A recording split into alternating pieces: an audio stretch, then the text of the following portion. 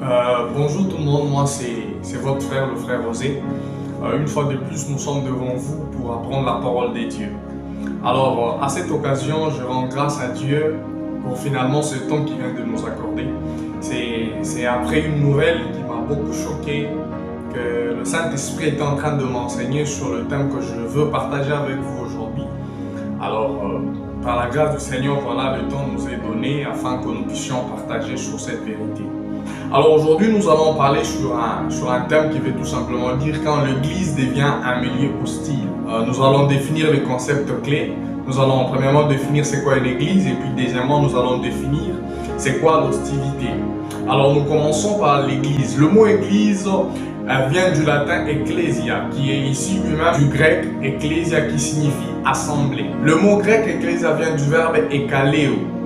Ekaleo qui veut dire convoquer ou appeler hors d'eux. On parle d'une église quand généralement il y a un groupe de personnes qu'on a appelé une assemblée, mais pour rester dans le contexte christianiste, parce que nous sommes en train de parler du christianisme, l'église est une assemblée de gens qui viennent adorer le Seigneur, rendre culte à notre Dieu créateur. Le mot hostile, c'est qui est d'un ennemi. Alléluia. Donc ce qui cadre, ce qui caractérise l'ennemi, c'est ce qu'on appelle hostile. Et aujourd'hui, nous allons parler de quand l'église devient un milieu hostile. Quand l'église devient un milieu où on est en train de voir les caractères de l'ennemi. Alors qu'est-ce qui se passe quand le caractère du diable commence à se manifester dans l'église des dieux? C'est ce thème-là que nous allons partager. Dans les temps anciens, le mot église existait déjà. Parce que l'on considère que l'Église est née avec l'action du Saint-Esprit, la Pentecôte.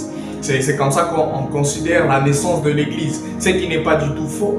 Mais je préfère plutôt dire que le Christ est venu plutôt réorganiser les choses. En fait, il a commencé une nouvelle Église.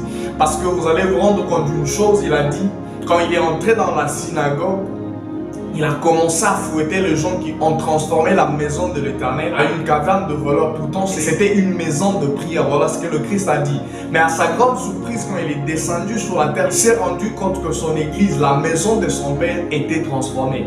Et du coup, il était dans l'obligation de réparer les choses. À mon humble avis, le Christ n'est pas venu construire une église parce que l'église était déjà établie. À l'époque déjà, on appelait ça le synagogue. C'était des temples où les gens venaient prier, consulter Dieu. C'est tout simplement un système qui a continué. Parce que le Christ, quand il est descendu, il a dit « Je vais détruire ces temples, je vais les rebâtir en 3 jours. » On n'a pas changé le principe. Le principe est resté le même. C'est pourquoi moi je préfère plutôt considérer l'action du Saint-Esprit comme étant une réorganisation dans le temple de Dieu et non pas une création d'une nouvelle église parce qu'ils sont restés dans le même principe. Alléluia. Donc on ne va pas s'attarder là-bas, ce n'est pas notre sujet de partage aujourd'hui.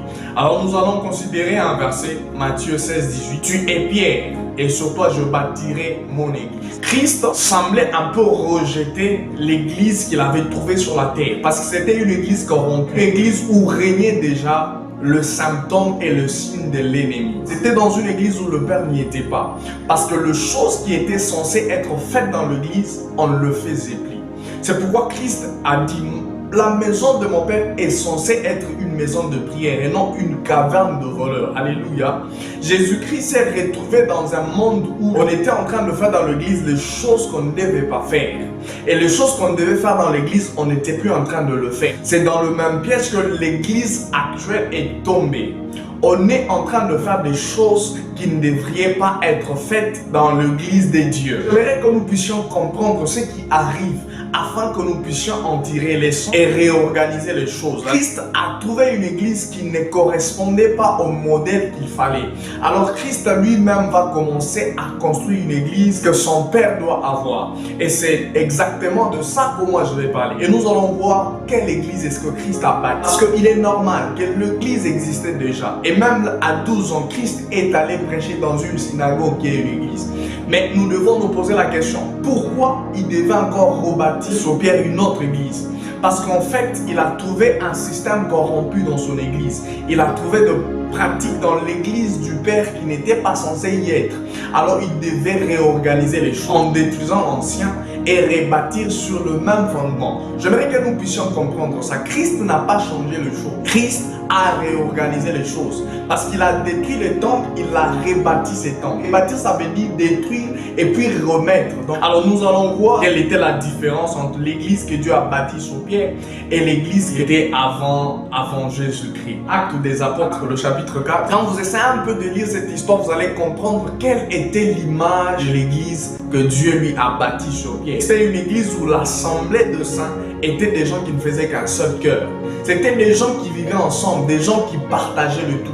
C'est comme ça que moi je considère l'église comme étant une deuxième famille. L'église, c'est une institution qui accueille les gens que le monde rejette. Parce qu'ils se sont mis ensemble, ils se sont retirés quelque part quand en dehors du temple. Quand en dehors de l'église, il y avait Saul de Tarse qui était en train de persécuter l'église. Alléluia. Alors, l'église, c'est une institution qui requiert des gens qui sont rejetés. Quand la vie devient dure, l'église est une seconde famille. C'est pourquoi le psaume est en train de dire, il est doux aux frères de demeurer ensemble. Parce que quand la vie devient compliquée en dehors du temple, les gens viennent à l'église. L'église, c'est comme une seconde famille. L'église, c'est un endroit où on vit la paix. L'église, c'est un endroit où je ne sais pas comment je vais dire, j'ai manque de mots pour définir cette église, mais c'était une église des gens qui étaient unifiés, une église des gens qui partageaient le tout, une église des gens qui ne savaient pas dire que ça c'est à moi, ça c'est pas à moi. Non, ils étaient en train de tout partager. Matthieu 5, 14 à eux dit, vous êtes la lumière du monde, une ville située sur la montagne ne peut être cachée. C'est là que maintenant commence la problématique de mon message. Nous, le chrétien, nous sommes de la lumière du monde. Nous sommes comme une maison qui est sur la montagne et elle ne peut être cachée. Nous sommes à la vue de tout le monde. Que vous le vouliez ou pas, ce que vous ferez en tant que chrétien, les gens seront en train de vous observer.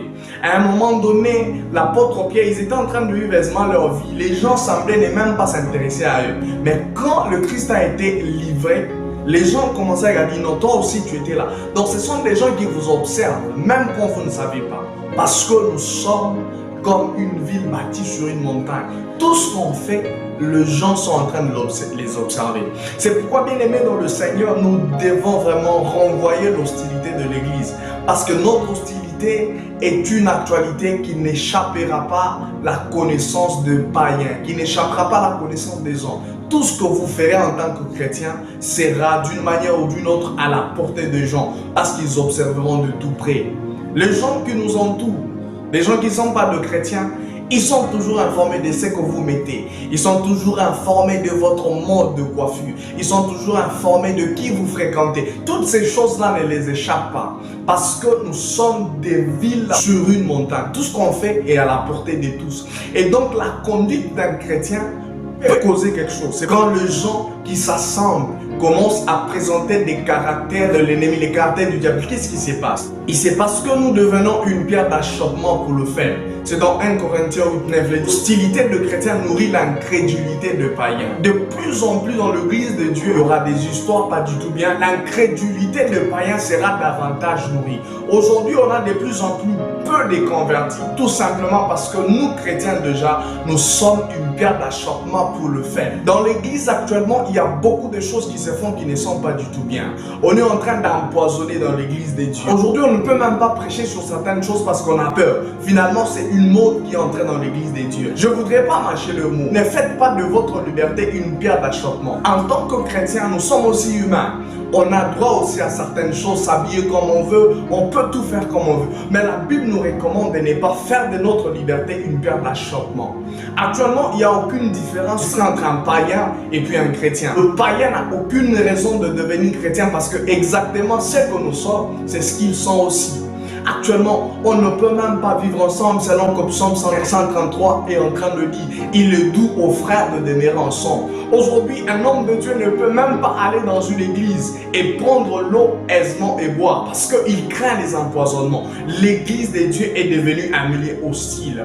Et ce sont ces genres de choses pour lesquelles Christ est descendu afin de réorganiser ces choses. Je suis en train de parler à l'église actuelle, de débarrasser le paganisme, de nous débarrasser du paganisme dans le sacré. Il y a des choses que nous ne devons pas faire en tant que chrétiens. Il y a des choses qui ne doivent pas se faire dans le temple de Dieu. Vous savez, parfois ça fait très mal. J'ouvre ma connexion, j'entre sur Facebook et puis je vois les affrontements entre les hommes de Dieu. Ce sont des choses qui sont en train davantage de nourrir l'incrédulité de païens. Quand est-ce qu'un païen aura l'intention de venir dans l'église de Dieu?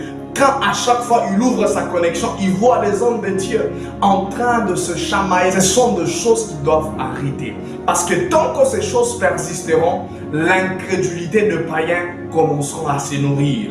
Actuellement, la pierre d'achoppement est devenue nous-mêmes de chrétiens. Actuellement, le frein à l'évangile de Dieu, le frein à l'expansion de l'évangile de Dieu est devenu nous-mêmes le chrétien. Nous devons revoir notre façon de faire. Nous devons chasser ce qui ne doit pas être fait au temple. L'hostilité doit disparaître.